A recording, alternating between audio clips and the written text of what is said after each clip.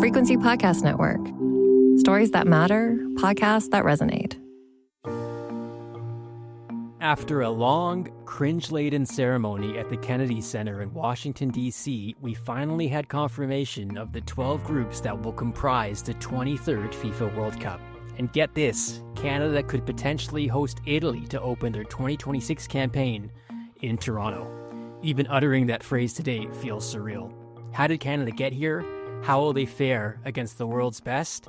And will this World Cup, shared by three countries navigating fractured relationships, actually work when things get started next summer?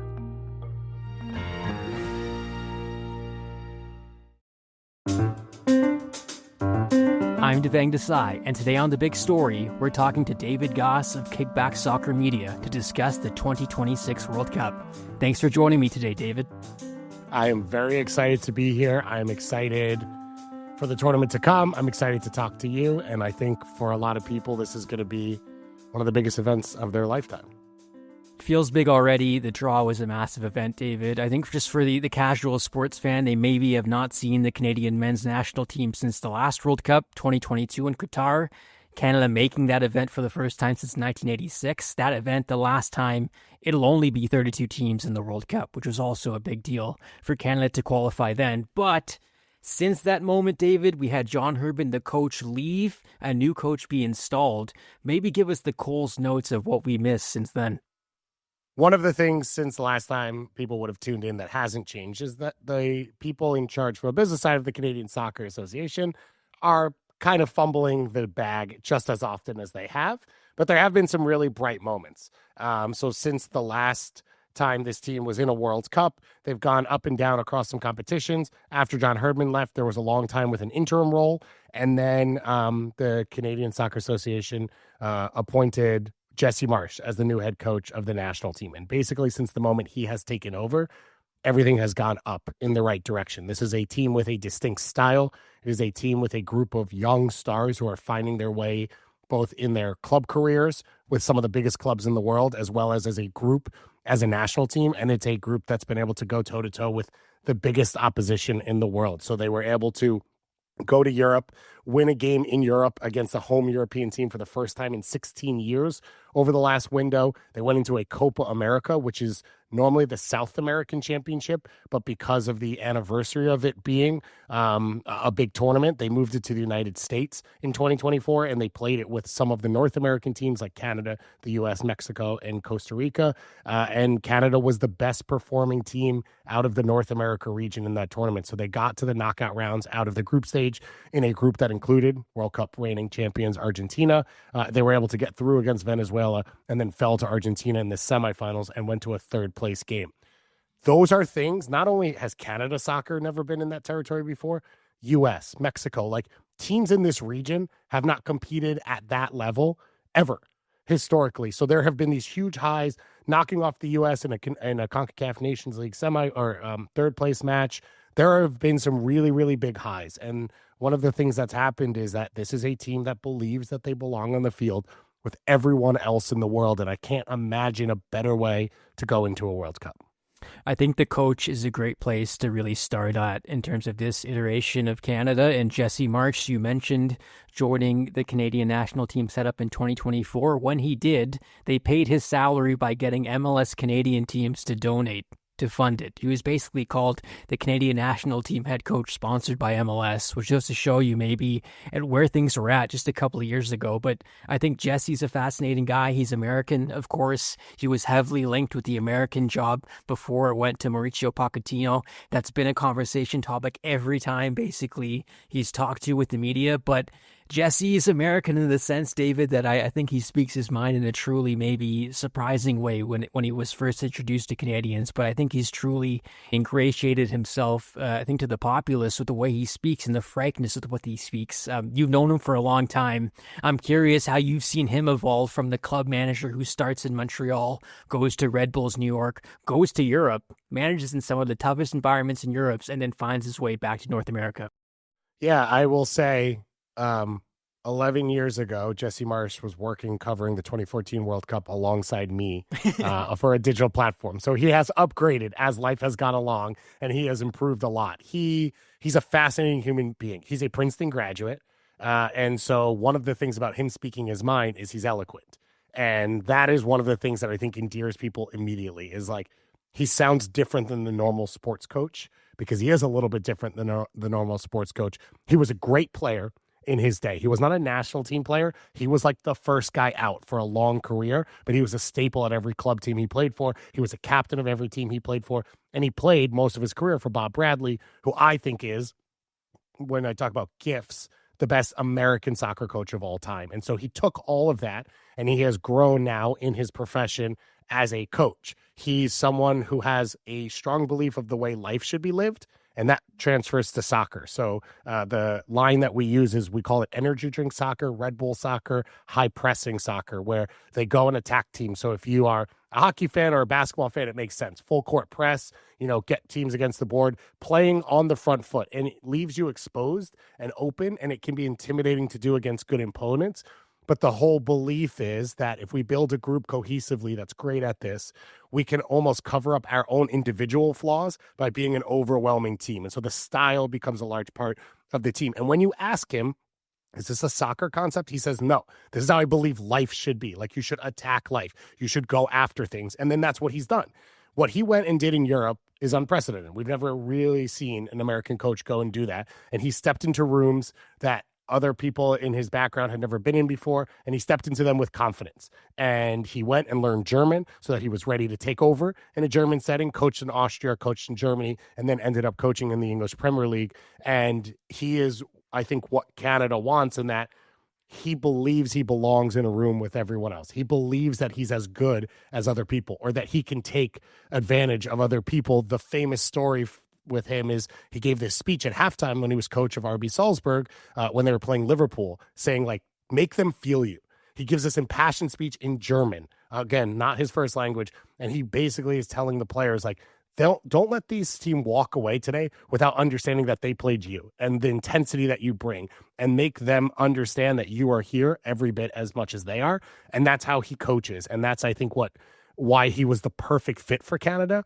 It doesn't hurt that he's this animosity right now to the U.S. Soccer Federation because he felt like he should have been the one to get the job. He also has this longtime rivalry with Greg Berhalter because they see the game the opposite, which Greg was the coach for the U.S. when Jesse was brought into Canada, and that spurred some of the early games as well. So he lives life with a chip on his shoulder. He coaches with a chip on his shoulder. I think he puts one on his players' shoulders as well. And I love him as a fit for this team, because as great as the talent is for Canada, you need something to bring it all together. It wasn't good enough to just say, we've got 11 good players, we'll put them on the field and go toe-to-toe. And he, both the way he inspires the team and the way he plays, gives you that extra 5% that you need.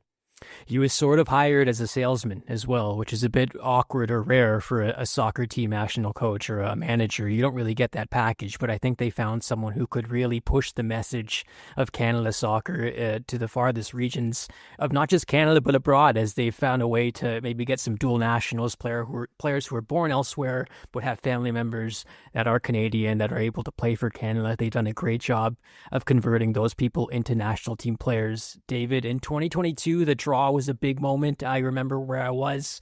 I remember how devastated I was seeing who Canada drew, because even at that moment, I think everyone knew Belgium, Croatia, Morocco was not the greatest draw to get for your first World Cup in several years. And I think that Belgium game, to rehash it briefly, only briefly, we remember the penalty that happened very early, the penalty that was saved, and the way Belgium went on to win. But the way Canada performed gave us hope. We had the F Croatia moment with John Herdman. Croatia F'd us.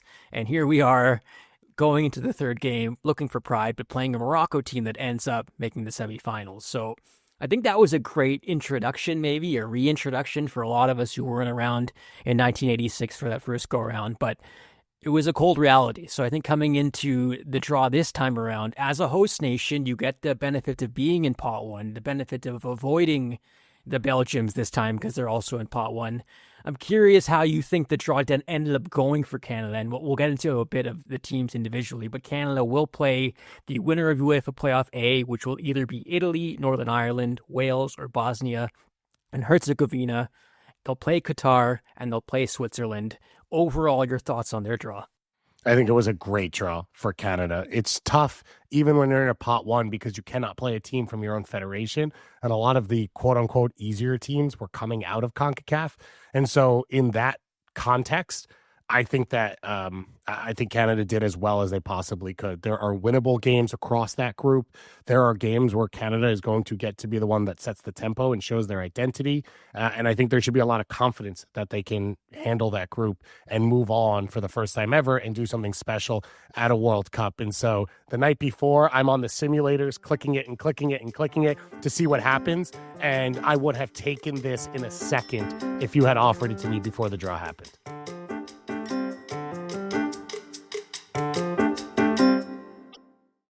I've seen the argument, and I totally get it. Italy potentially being the first matchup is not what you want as a Canadian soccer fan looking to go far in this tournament. But in terms of the spectacle, it might be one of the biggest events possibly we've ever had in Toronto, if it does happen. But I think it's one of those also really interesting moments to be a soccer fan in Canada based on the past and how many different allegiances maybe fans have had when Canada wasn't playing on the biggest stages. But now we do have a national team that is competing in the biggest tournaments against teams that people have been following their whole lives, their family have been following their whole lives. So it adds such a special wrinkle, I think, David, to this tournament. The FIFA rankings are not perfect. We know that. But I just wanted to go through. Qatar is 51st in the world. Switzerland is 17th. I think both teams have their strengths for sure, and we can go through them. But I don't think anyone in this group really should scare Canada going forward. But for you, what is an X factor for this group heading into 2026? Alphonso Davies, their best player, returning from injury with Bayern Munich in Germany, obviously a big thing. But is there something in your mind that will be an X factor for Canada heading into this tournament? I think it's the style. I think it's the style and the way the players fit that style, because tournament soccer, international soccer, the thing to remember is the teams don't play together that often. So it's really hard for them to throw in a lot of tactical wrinkles because it's hard to work on it and manage it. And you'll play 2 games and then 3 months later, well, a player's injured, a player's no longer in form. And so we spent all that time working on this. It doesn't work anymore because the linchpin of it isn't there. I say that in saying, so it will be rare for these teams to play a team like Canada that plays the way Canada plays. This is where I think what Canada did was really smart this cycle, which is because there's no qualifying for a host team, you kind of had this leniency to take some risks and do what I just said most teams won't do, because if you lost friendlies, you lost friendlies. It was okay. And from the outside, it's very clear that the talent fits. And so I think there's going to be a lot of moments, especially early in games, especially with the crowd behind Canada and the way that Canada comes out and plays, that teams are going to be overrun or overawed or uncomfortable. And I think that's going to be one of Canada's huge advantages. The other being, if most of the players who play in tournaments like this play in places where they don't travel very often for games. They don't travel very far. And so it will be really awkward for them to take long flights and plan their bodies and plan their regimens around this. And all of these Canadian players normally fly halfway around the world to play internationals. Many of them grew up playing in Major League Soccer or the Canadian Premier League or USL or whatever it is, where you have this travel often as well. So I think it will be really comfortable for Canada, and it will be as uncomfortable as possible for a lot of these other teams. When we talk about expectations for this team at the tournament, in terms of myself, David, being a Canada national team fan and supporter, I would say getting out of the group is paramount. But I would also say winning the group would also be key to guarantee that they can play in Vancouver in that knockout round game. But I'm curious, as a North American soccer expert, someone who's seen this program rise, what do you think are realistic expectations for Canada at the World Cup next year? I think it's absolutely fair to believe that this team should get out of the group. I think it's fair to say that this team should have an opportunity to win the group.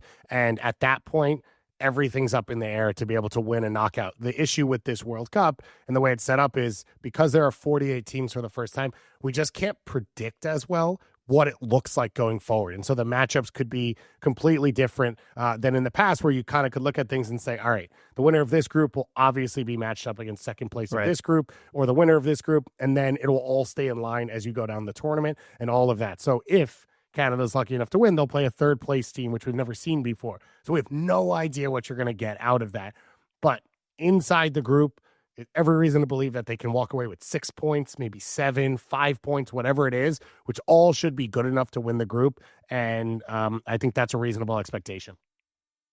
I wanted to talk to you, David, about the draw itself. If you've watched international soccer at all in your life, you've watched some of these draws, and they're filled with a lot of musical performances and speeches and people speaking publicly who probably shouldn't. But I think we were all kind of maybe worried about what would go down at the Kennedy Center during the draw, just based on who was involved, including Gianni Infantino, the FIFA president, who we'll discuss in a second, but also Donald Trump, the U.S. president, Mark Carney, the Canadian prime minister, Mexico's head of state, Claudia Sheinbaum. You really had a pretty loaded event in terms of the optics and what it all meant. But I even thought this for FIFA was above board and above like the borders of sense and like above the borders of decency in terms of what we saw. I'm curious how you thought it all played out.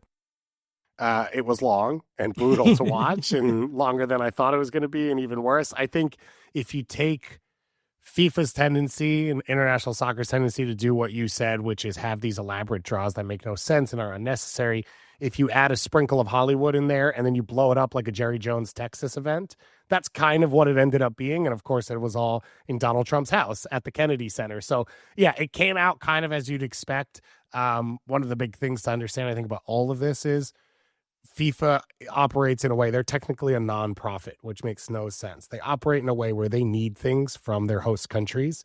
And if you need something right now from the United States, that means you are appealing to one individual especially. And the head of FIFA is, I think, a bit of an expert at dealing with people who see themselves the way. His biggest skill might be ingratiating himself to powerful people. Yes. Dictators might be a phrase people would use on that one as well. If you look at the 3 men's World Cups in a row, it's Russia, Qatar, and now it's going to be in Canada, Mexico, and Donald Trump's USA. So that a lot of it was geared towards appealing to that. And I would guess that the people who are part of those decision makings probably walked out of it saying, oh, what a great job. What a great event. I love the idea that even FIFA delegates, though, could be shocked. Like I saw some reports of FIFA delegates being like, we didn't expect this. I'm like, if you of all people should not have your monocles crash to the ground, if you've observed anything that's going on with this organization over the years, it's ridiculous. So the draw was something, and I think we all expected shenanigans, and Wayne Gretzky absolutely butchering several country names might be the biggest highlight for me. Curacao. If they don't play hockey, he's never heard of them before. Macedonia and Curacao better meet in the quarterfinals. But I was very curious how they would allot the games in terms of cities, and the reason being is because usually when the draw happens, we get the full schedule for the rest of the tournament, but because this iteration has 48 teams and 3 countries, FIFA's like, we need another day to figure this out, and then we'll release the schedule on Saturday. So the schedule comes out the day after, and I think to maybe the surprise of some, but maybe not to many, the biggest stadiums got the biggest countries and the biggest games for the most part. I think there was some people in Toronto hoping that England would have games here. Croatia will have 1 game. I think that's still a big deal. Germany, Ivory Coast will also play in Toronto. That's a big deal. But overall, David, it seems like the biggest stadiums got the biggest games, and that's not really a shock, is it? It's not, although I think because of the expanded 48-team World Cup, you ended up in a situation where there are good stadiums, big cities. I mean, I would argue Levi Stadium in San Francisco is one of the ones that didn't get a lot of good games, and that's they're hosting a Super Bowl next year, right? Like, they have seats. That's not a small venue. That's not a small market, and it's on the West Coast. It's a big place. So I think that, clearly a New York got valued. I think Toronto did really, really well. I thought it did better than I expected in the context you had put out of like, where are they going to value? What are they going to end up doing? I think Mexico City did pretty well, but a Houston and a Dallas didn't do as well as maybe I expected. Miami, sort of. And I think part of the context with some of that was I'm wondering if they looked at the teams that had knockout games and said, all right, if it's not a group stage game, we know they're going to get big games later going forward. So it actually ended up a lot fairer than I anticipated. I have a lot of friends in Kansas City, for example. I mean, they were like, okay, great. We're getting Curacao, New Zealand, and we'll all be there, and there'll be 12 of us. And they got Argentina, Algeria, and the Netherlands and Tunisia coming. And I don't think anyone anticipated that. So I think it ended up okay. And what the context was in the end, which we didn't fully understand when they said it, is inside of each group, the games were set, and they just could swap the teams across the two stadiums on their match days in a way that we've never seen before. So it wasn't that they were going to say, all right, we want Brazil in LA, New York, and Vancouver, and we're just going to move them around. It was when that group got drawn, it was set up so that the opening game would either be in Atlanta or Philly, and they just picked which of the two games to put in each of those locations. The other thing that I think a lot of people noticed was that the final will be held at 3 p.m. in the summer in MetLife, in the Meadowlands. Delectable. How hot will that be? Just on a guess. I think one of the things with soccer is you need to have high levels of energy. So if you're able to hard boil an egg by just holding it outside in the humidity of the swamp that is the Mafia's home in the Meadowlands, then it's going to be great. Yeah, it's going to be low quality for the soccer. And it's one of the things that's always historically been said about the 1986 World Cup, which was in Mexico and was held really geared towards European time zones. And the same in 1994. In 1994, they were noon kickoffs, 3 p.m. Eastern kickoffs across June and July in the U.S. And that's it. From everything we now see, that's going to be the same. It means that the energy levels are going to be low for players. It means that teams are going to struggle, I think, across games to maintain the styles they want. It means depth is going to be a huge factor for any team that wants to be able to make it to a final and make a push. And it's unfortunate because I think there's some great teams that are really geared for giving us a special tournament. 2022 World Cup Finals, maybe the best soccer game we've ever seen. Argentina against France, the comeback, Mbappe's hat trick. Messi finally wins a World Cup. And that coming off that, I think a lot of us feel like it's possible again in 26 because of the talent, the styles of the teams, and some of the depth of talent across these teams. But it's going to take a hit, and it's what we saw last summer at the Club World Cup. It's going to take a hit because you're going to have rainstorms, you're going to have delays, you're going to have heat index issues, and it's going to affect the quality of the play. I think among the litany of concerns I think the average fan will have heading into this tournament, along with excitement and joyous cheer waiting for these games, is will the weather impact things? The Club World Cup severely saw that, where you saw the heat really impact players. And I think as a whole, soccer players in general, in terms of professional athletes, might have the least strong representation in terms of a union, in terms of pushing back maybe on the powers that be. And the power that be being FIFA, arguably the biggest behemoth when it comes to getting their way. I'm going to foresee some troubles in that regard. But David, I am looking forward to this tournament nonetheless, and I'm looking forward to reading your coverage over at Kickback Soccer Media. Yeah, thank you. Thanks for having me. I'm excited to watch Canada smoke Qatar in a World Cup group stage game. A little revenge for going to Qatar and having struggles. Yeah, I think this tournament's going to be really fun, and it's going to be the biggest sporting event of all time. So whether you're going to a game or you're just hanging out, like, it's going to be this feast of sports. It's, if you take the NCAA tournament, you throw an Olympics in, maybe you add in, an international, a US Open or a French Open. It's going to be like that for a full month, which is going to be really, really cool. David Goss of Kickback Soccer Media, thank you so much for talking with me today. Thanks for having me. And that was the big story. We'd love to hear your thoughts on this conversation. Send us an email at hello@thebigstorypodcast.ca or reach us on Instagram @frequencypods or on Blue Sky @thebigstory. If you know someone that might enjoy this episode, be sure to send it to them.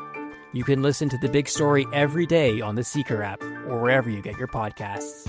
I'm Devang Desai. Thanks for listening.